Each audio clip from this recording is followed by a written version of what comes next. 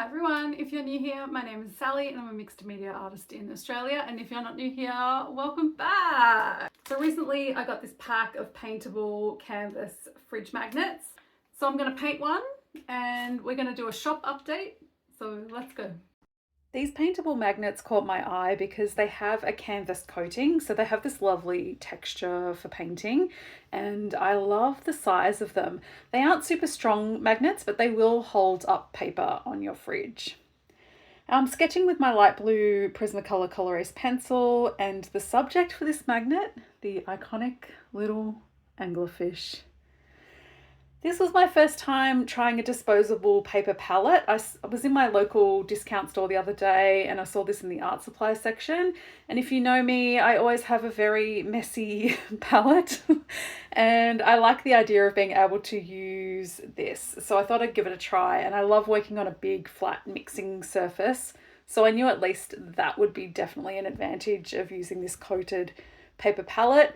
And I got out all my blue acrylic paint tubes in my collection, including a Payne's grey, white, a blue grey and a deep teal. And these magnets don't require any preparation like a gesso, so they're ready to paint straight out of the package. And these magnets are from Kmart. So I started painting the background, which is the water that the anglerfish was swimming in, and I did a gradient from a deeper blue at the base to a lighter blue towards the top to depict the anglerfish journeying to the surface. So let's talk about her. Back in mid-February, I was scrolling TikTok and saw this. So you know, like, how anglerfish, like, live, like, really far, like, deep in the ocean. This is not about a fucking anglerfish. It is.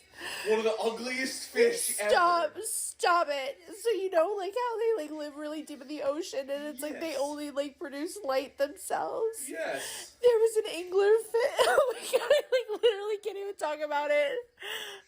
The anglerfish. There was an anglerfish that swam to the surface, like, in broad daylight and then died.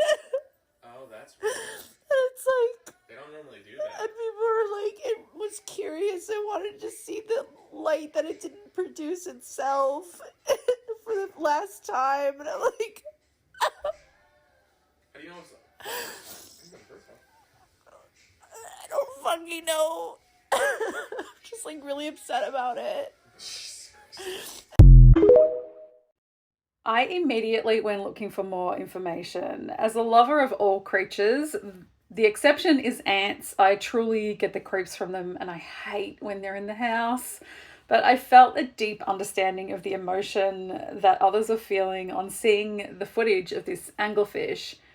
She had been discovered off the coast of Spain's Canary Islands by a photographer on an expedition with a shark and stingray conservation organisation. And this is the first time that a rare deep sea fish has been captured swimming in the light. Anglerfish are usually found up to 1,500 metres below the surface where no light reaches. And her seeing the light and feeling the warmth unlocked something incredibly emotional in a lot of people.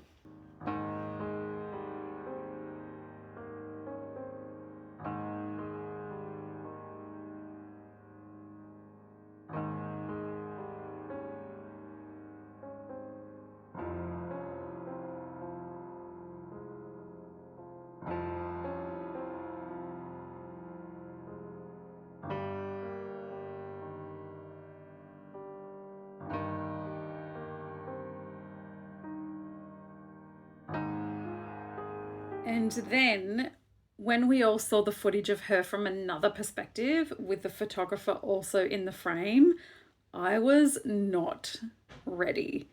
This was also me on that day. This is how little she was. Look how tiny she was, and she swam that great distance. She swam all that way on her own. Now, there's also been a lot of haters in the comments of these videos going, it's just a fish.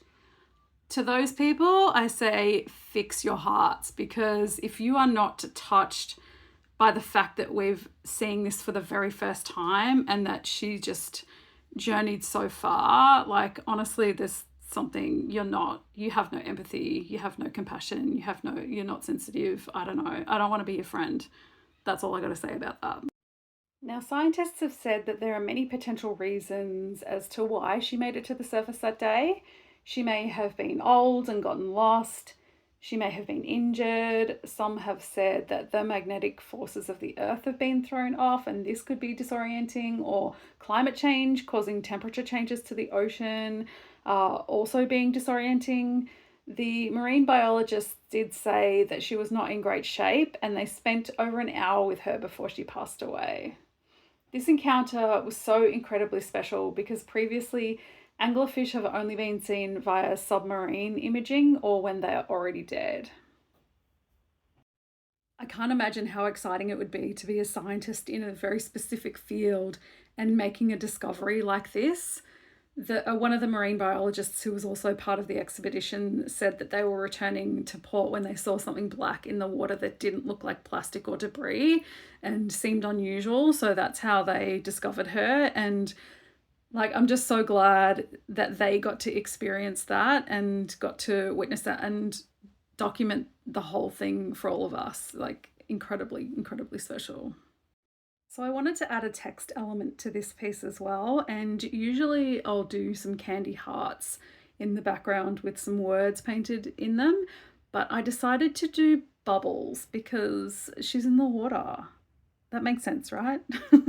So I just painted some little bubbles in the background so I could add some text into the center of the bubble.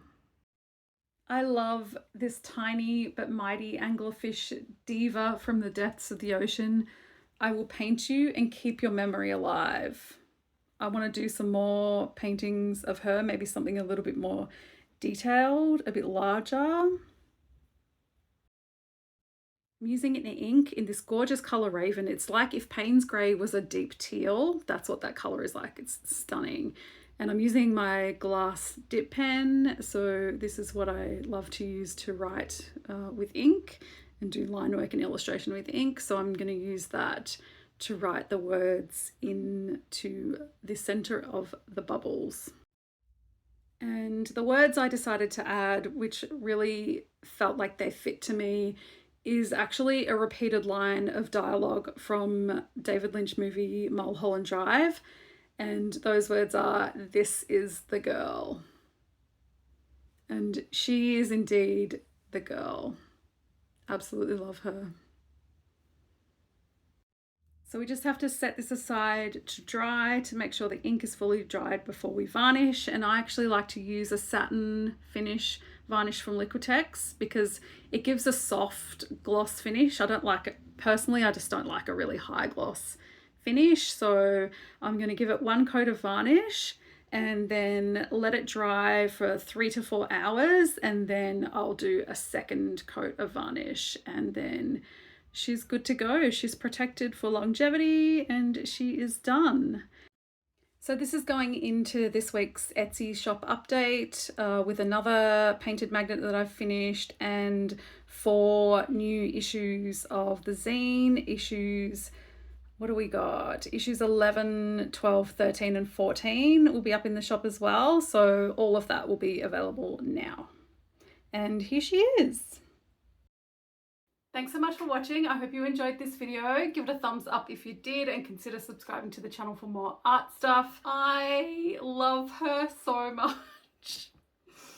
I love her.